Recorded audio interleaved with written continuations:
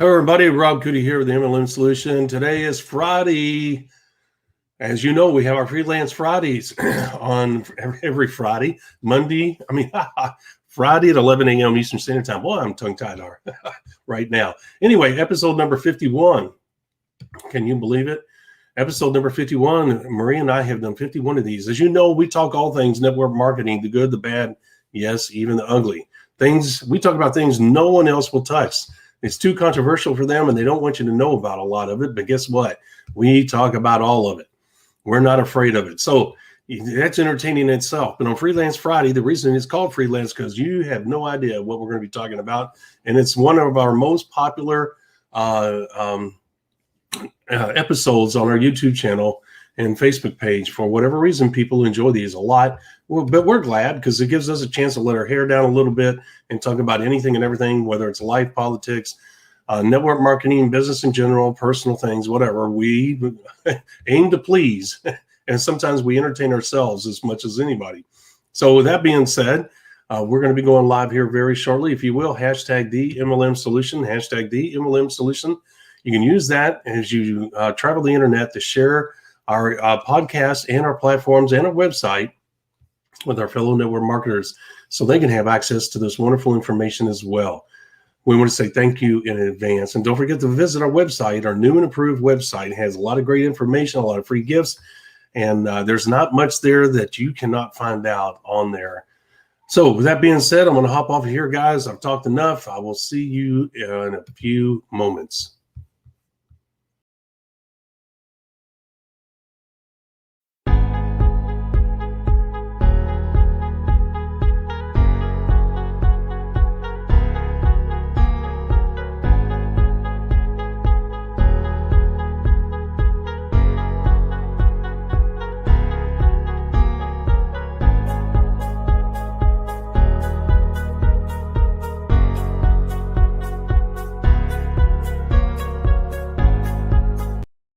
Welcome to the MLM Solution Podcast Show, where you'll learn the facts and hear the truth about the network marketing industry. Here's your host, Rob Cootie.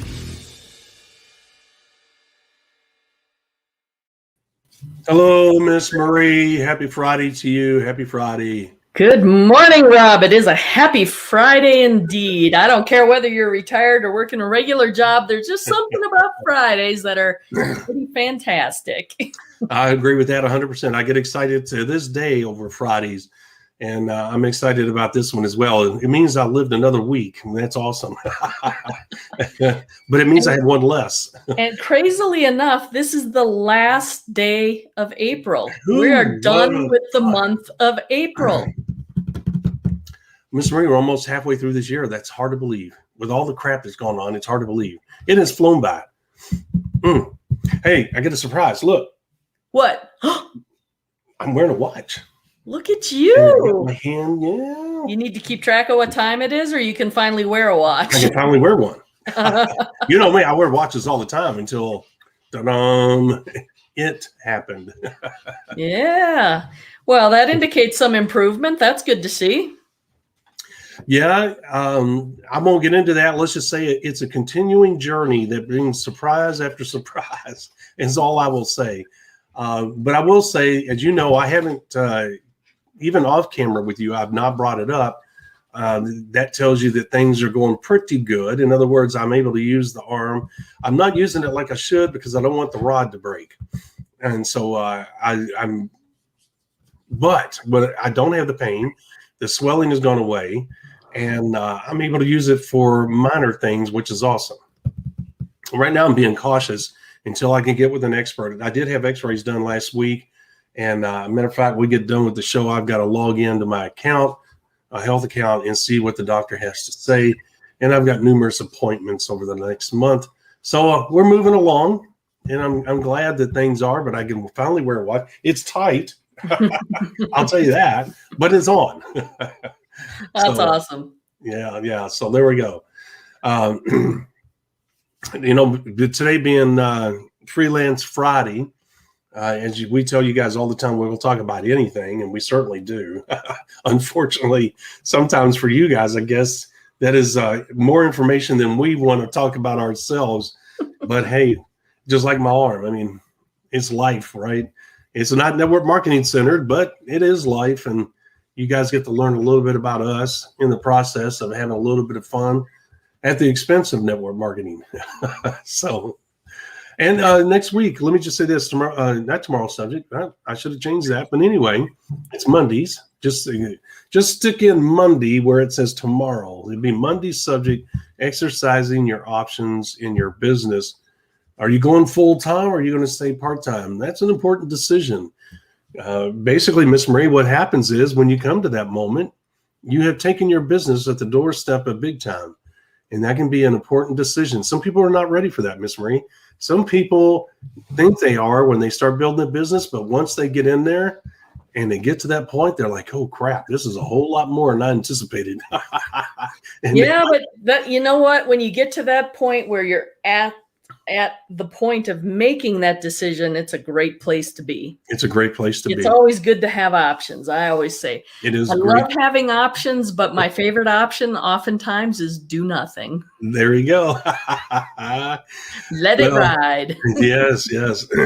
Well, I'll never, when I was in the workforce, and I love to work. I mean, I don't know why. I guess, I don't know if it's internal or I certainly came from a family of hard workers, and I take great pride in that. The one thing I do not like, and for those that don't know, I was fortunate enough, due to my connections, to hang around Beverly Hills, Hollywood Hills. I've been up in there, been to stars' homes, blah, blah, blah. And Miss Marie, I have no desire to live like that. You know, condescending, self-righteous, self-important people that look down on the rest of society because, quote unquote, they haven't made it. You know what? I take greater, how would you say, satisfaction from hanging out with everyday people who get up day after day and work hard, whether it's in this business or whether it's having a job. Those are the real heroes. And I love being around everyday people. It's easy to be a snob. Anybody can be a snob, Miss Marie. But I'll take the everyday people every time, no doubt. Well, you know, there's that crazy question. Sometimes it's a party game or whatever. If you had to choose between being wealthy or having fame, which would you choose? Ooh, I've never had that question posed. You've never had that question posed? No, okay, I'm going to pose that question to you. If you had to choose between having a lot of money or a lot of fame, which would you choose? I would right away, I'll say money. But that's a twofold answer to a single question. Because if you handle fame right, you'll be wealthy. Okay. And, but if you have money, that doesn't always bring fame. Ta-da. That is correct. Well, and I think the tricky bit with the fame is how much do you want your life to be your own? There it is. Or how much do you want people stalking you and getting in your business and going through your garbage and making assumptions about like they know you when all they know is your public persona, right? That's the reason why I chose the money, because I didn't want the fame. It's like, kiss my butt. I ain't doing that. I have to tell you, people who respond to that question and say they want the fame, kind of look at them sideways a little bit. Yeah. Oh, I bet you do. It kind of reveals a character flaw there, if you want to put it that way. But let me give you guys that are listening or watching a prime example. All right. And I'm not a fan of this person, but I'm not, how would you say? I don't dislike this person. I'm just not a fan. That's the best way to put it. You know, you and I talked about just like Tony Robbins. I have nothing against Tony Robbins. He's just not my type. I'd rather listen to Jim Rome or Zig Ziglar than I would Tony Robbins. And I've listened to Tony Robbins. I have some of his stuff. It's not like I haven't, you know, it's not like, I mean, you either connect with people or you don't, right? Mm-hmm. And so I have nothing bad to say about Tony Robbins. He's done an amazing job, and I'm not backpedaling. How can you knock the impact he's had on people's lives? You can't, you know, and that's what the world's about. He's had a positive impact, and that's awesome. So that being said, I'm not a fan of Dr. Pill. And he kind of gets on my last nerve. But here's the thing. Do you know there's a lot more doctors out there more qualified than him that Well, help more people? Huh? that doesn't shock me. No. Okay, but here's the thing. When you think of, how would you say, doctors in the psychiatry field or in the human field or whatever he specializes in, who gets paid the most, Miss Marie? The doctor that gets up and goes to work every day and no one knows? Or this guy here that gets in front of the camera and goes across the world? Well, it's all about the branding, right? And then the fame. Yeah. Fame brings money and brings advertisers. Frank Kern says it best, man. If you want to be a great internet marketer, if you want to sell a lot of product online, become famous. And he doesn't mean like be on TV. He means be the person of your industry. Does that make sense? Mm-hmm. If you sell belts, be the person that everybody talks about how great your belts are, and that you're becoming famous, like Bowl & Bolin or something like that for sheets, right? And that other company with socks, they've become famous and they sell a lot because people word of mouth and the buzz and everything. So that's what they're getting at. That's what Frank Kern's talking about. And that's the example I was using. There's a lot of doctors out there that are a lot more qualified and probably help people in a much deeper way than Dr. Pill, but he's famous. So he has a ton of money and a lot of clout, right? Well, yeah, fame brings a lot of money, but it brings a lot of other things with it as well. Well, I'm sure he has security 24/7 and he can't go to the mall. You know, he can't go to the grocery, right? And I'll tell you what, I'll go to the grocery. You can keep the fame. I'll take the money and keep my mouth shut. Exactly. That's where I'm coming from. Just give me the money. I don't need to be recognized. I don't need to be famous. Nope.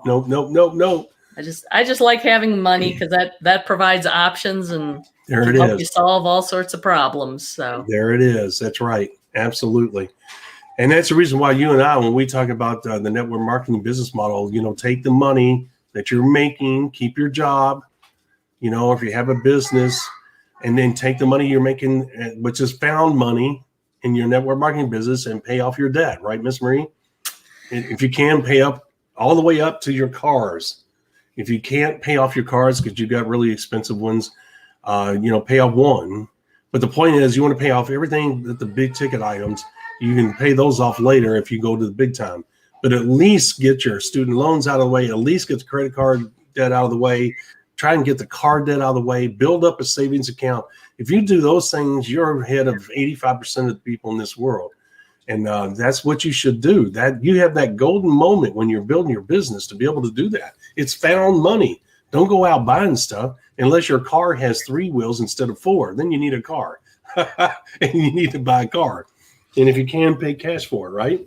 right. Well, and that's one of the dangers of people starting to make money, especially if they're earning income at a level they're not used to previously. Like they're out earning like their education level oftentimes.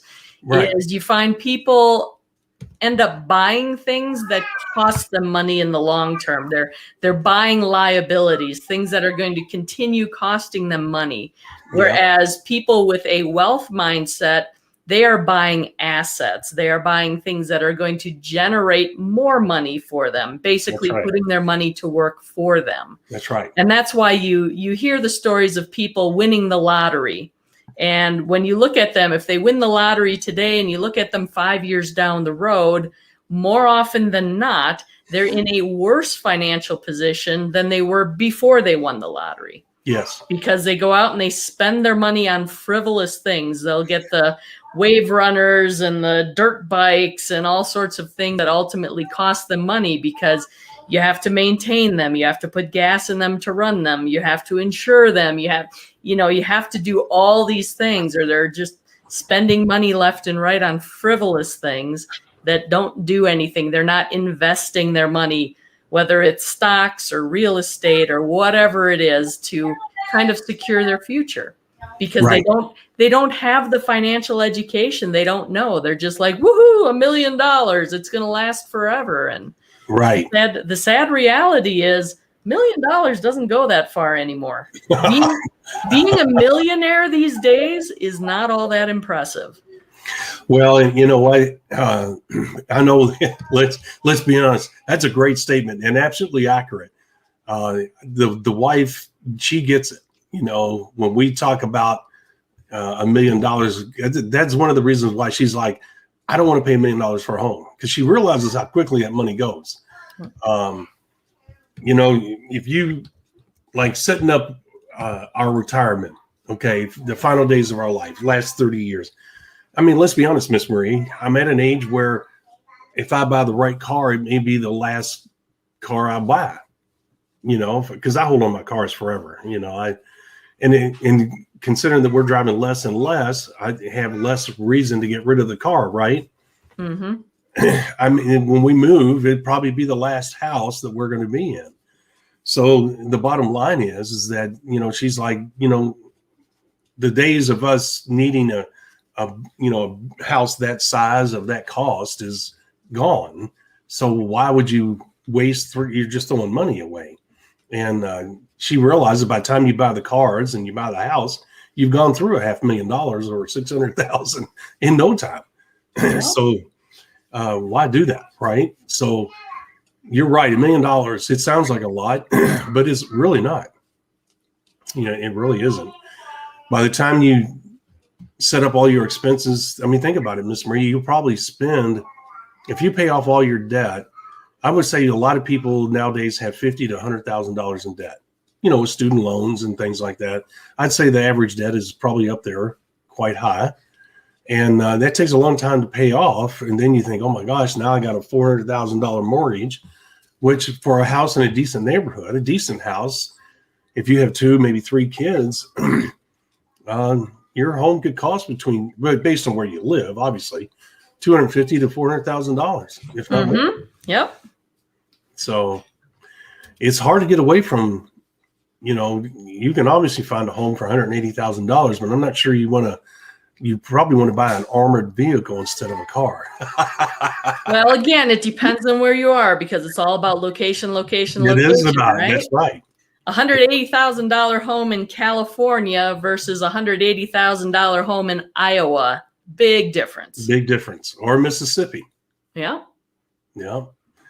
And we watch those home shows, and there's a couple from Mississippi, Laurel, Mississippi. I was stationed in Mississippi for three years, I think. And so I know firsthand. We were stationed at Columbus Air Force Base in Columbus, Mississippi. Anybody look it up on the map, you can imagine what it was like when I was there. It was small. I think it had 30,000 people, if that. And the town that we bought our home in back then had less than 1,000 people. So, or was it 5? I don't know. It was small. And so you can imagine. And we watched their show today, which is based out of Laurel, Mississippi. The only reason I tell you about the size of Columbus, because Laurel is either the same size or smaller. Okay. And when I used to go to Starkville to the Mississippi State Bulldogs games, when I was in Starkville, Mississippi, it had 12,000 people. So there you go. Wow, huh? The point is, they're on their show, Miss Marie. I'm just like, oh my gosh, you got to be kidding me. It makes me sick to my stomach, especially being a former person involved in real estate. They'll have homes on there that are dilapidated, and they're getting them for like $85,000 to $125,000, and they renovate it. And by the time they're done renovating it to this unbelievable, beautiful status, they only put like, the total cost of purchasing the home to begin with and then renovating. It's only like $250,000 to $300,000. I told the wife, said, my gosh, can you imagine if we went down there and spent $500,000? We'd live like kings and queens, So you're right. Location, right? Makes a difference. It makes a huge difference. It does. But you know what? I don't want to deal with that over the top 110% humidity. And I kid you not, there's days where humidity is over 100%. That's crazy. I mean, you sweat the moment you get out of the shower, Oh, and imagine this. We're out on the flight line or wherever in these fatigues that don't breathe in the heat of the day with that kind of humidity. It's amazing most of us didn't die. Because, I mean, imagine that, Miss Marie. I was gonna say, you're drinking a couple gallons of water a day. Oh, man, I tell you, that was crazy stuff. You know, I look back, and that was, and then I was in Arizona, which was like an oven. I mean, of all the places I lived, and I've been to a lot, of all the places I lived, Phoenix was my least favorite. I like the city, but Miss Marie, the heat, you know, that desert heat, golly, that was unbelievable. Yeah, I remember. Phoenix is a nice place to be November until maybe the beginning of March. Yeah. Other than that, forget about it. That's right. They can have it. They can have it. That's the reason why I left. I lived in Chandler, Arizona, which is a suburb of Phoenix. Yep. When I lived out there, it was the extreme western side of Phoenix, and we were literally, Chandler was, if you drove out of the township, whatever they called it, municipality, out of Chandler, you were literally in the desert. Mm-hmm. And now I went back.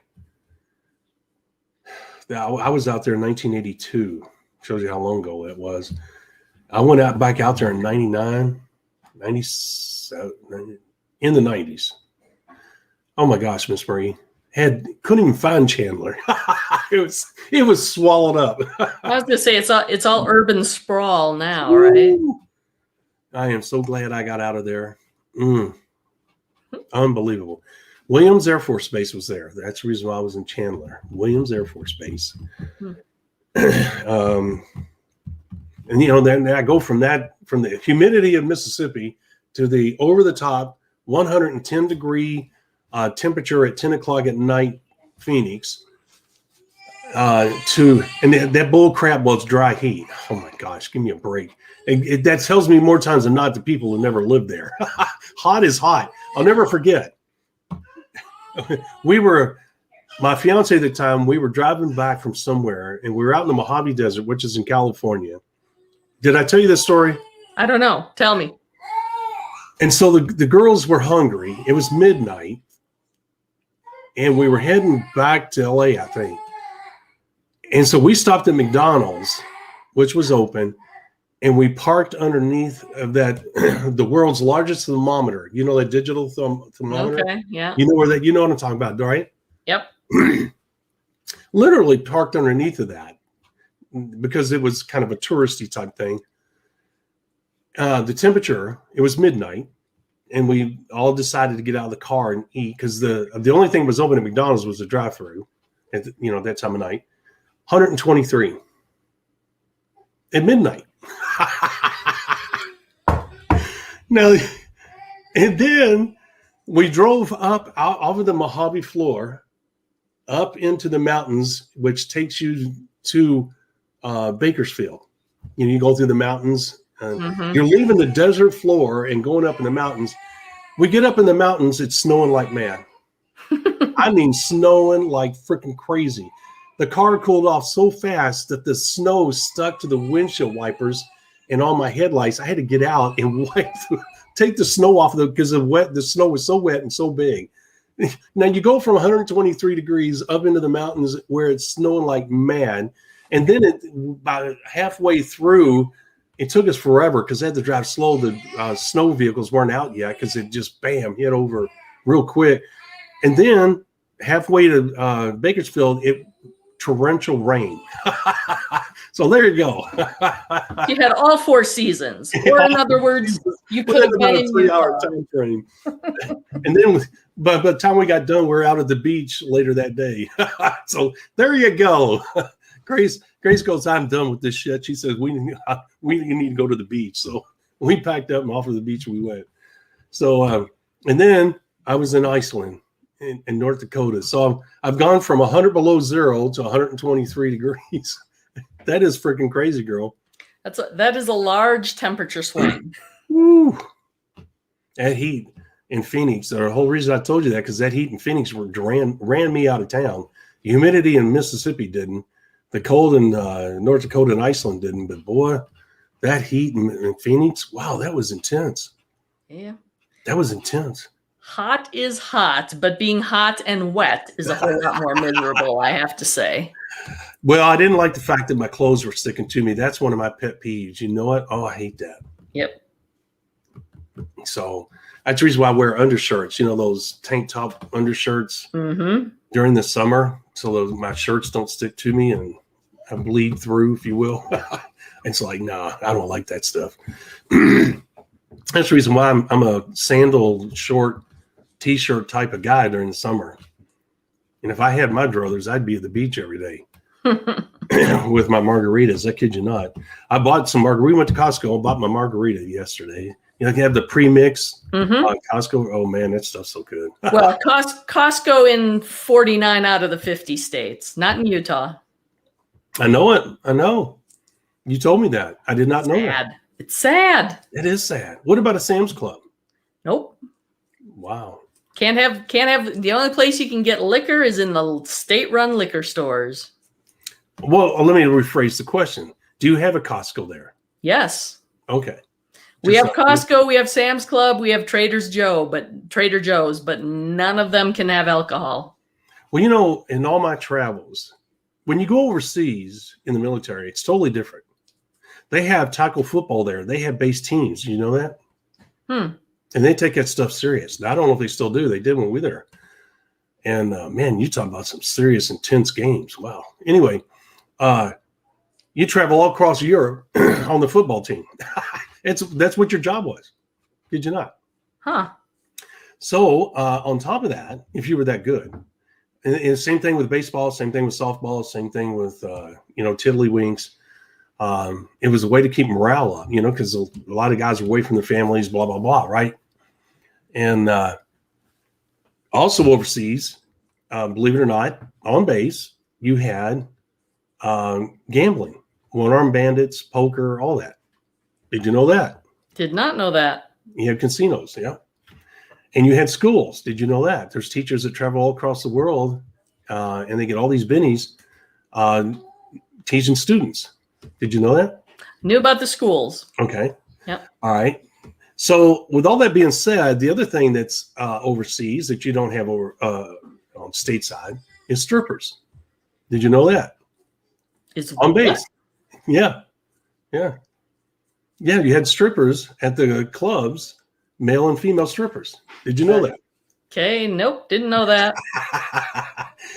Well, there was one state in the United States on base that had strippers. Couldn't believe it. I about fell over. Who would have thought in the States they would allow that, right? You'll never guess where that was. No, I probably won't. Ogden, Utah. I went in for lunch on base at the senior NCO club, and there at lunchtime were strippers. I was like, And they had male strippers for the women that afternoon or that evening at 5 o'clock. And it was packed. I'm going to tell you, those women were crazy. First time I ever been around women, it was this big, huge auditorium that held like 500 people. That place, you couldn't talk. It was so loud. Those women were crazy.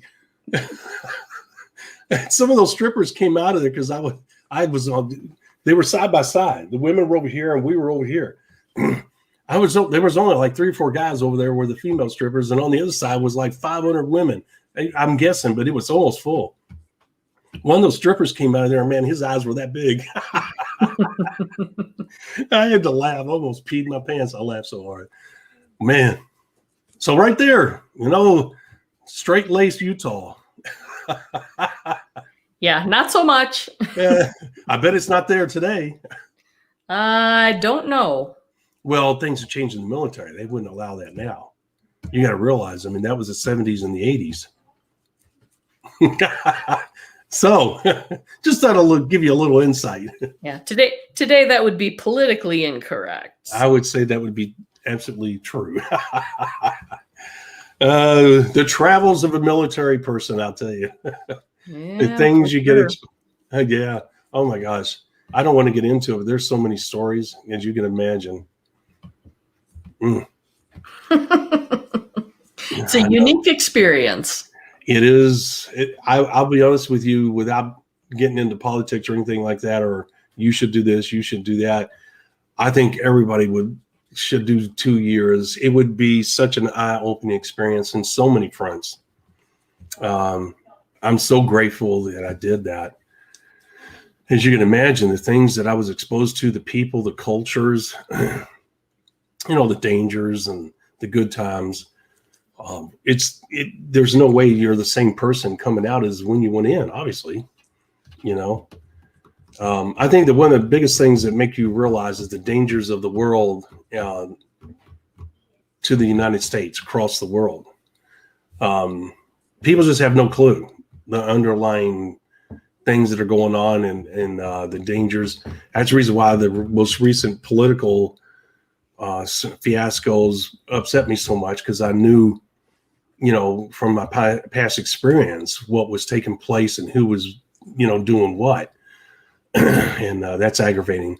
The wife and I have that discussion every once in a while, but it upsets me, as you can imagine. No, I think it upsets a lot of people. I think you're right. I think you are right. So I've pretty much dominated. You haven't said anything. That's not like you. You've got the fascinating stories, man. I'm just sitting here enjoying it. I didn't feel the need to contribute. So okay, so let's talk about you're possibly leaving where you are now to move in the future. Possibly. Do you have a time frame? No, at this point, the real estate market is so ridiculous that I have a hard time thinking about paying $500,000 for a home. I have a hard time thinking about offering more than the asking price. I have a hard time thinking about getting into a bidding war. Yes. So I'm sure we're going to frustrate the pants off our real estate agents because they're all like, let's go for the gusto here. You want to come look at this house this weekend? Like, no. I totally guess. I get it. And we're just not in that big of a hurry. So yeah, we'll see. It could be closer to the end of the year before we make a move. Well, patience in real estate is absolutely essential unless you're an investor. And if you're an investor, without getting into too much detail, like if you find a $500,000 valued property that you can prove, times might be down and it's only the asking price is only $350,000, but in the near future it's going to be worth $500,000 or more. You got to jump on that. You can't wait. Right. And if you get in a little bit of a bidding war, so be it, as long as it doesn't eat into the profits too much.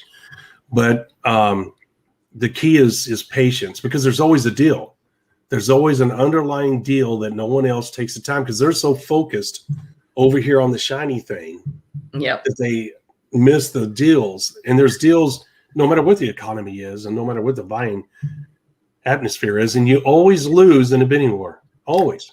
Yeah, well, and that's part of what's driving us. We do invest in real estate, so we're not going to get into this kind of stuff. I mean, the people who are offering above and beyond asking price, and then they have the appraisal come through and the appraisal doesn't match what they're offering, so they have to come to the table with even more money in order to close.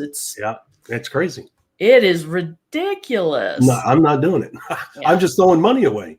Right. I was talking to a guy in Phoenix last night, a good friend of mine, and I was telling him, because the wife and I went to some builders and talked to them, and it's basically going to cost between $600,000 and $800,000 to build a $450,000 to $500,000 home. Now, I'm not saying they're gouging this. What I'm saying was the price of construction and the demand and everything is caused. they see an opportunity to make money. Right.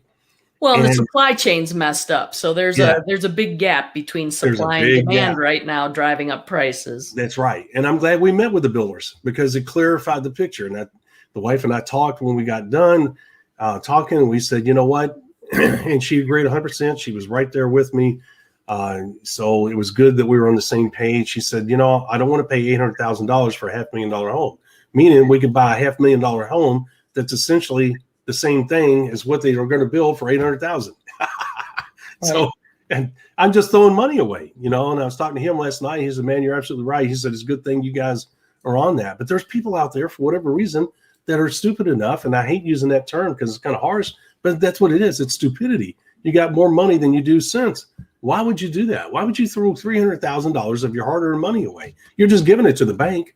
They're laughing. And then you have people. We have friends that have gotten stuck. They're building, and they signed the building contract like 6 months ago, right? Yeah. And now the builder's coming back to them saying they need $30,000 more in order to finish the house because the cost of lumber and all that kind of stuff has gone up so much. It's like that, most people can't pull 30 grand out of their back pocket.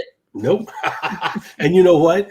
That is a legal battle that nobody wins in, the builder or you. If he stops building, you could sue him, but you're probably going to spend that $30,000 that he wanted on legal fees.